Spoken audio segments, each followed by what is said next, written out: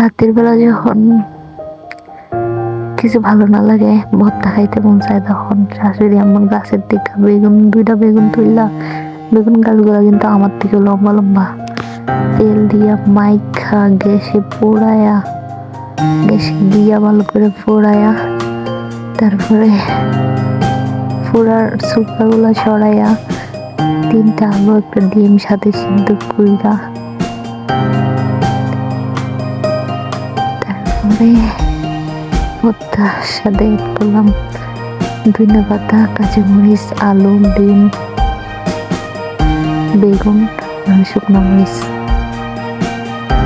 সবগুলো উপকরণ একসাথে মিক্স করে নিলাম। প্রথমে শুকনো মরিচটা ঢুলে নিলাম, একটু লবণ দিয়ে আলাদাভাবে যাতে সহজ লাগে।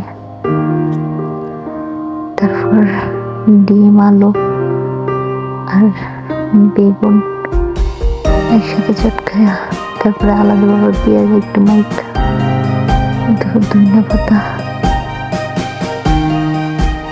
সবকিছু একসাথে দিয়া মাইখা নিলাম। টমেটো ছিল না, টমেটো থাকলে আর একটু মজা হইতে পারতো না, তাও অনেক মজা হয়েছে, আলহামদুলিল্লাহ, সত্যি অনেক টেস্ট হয়েছে।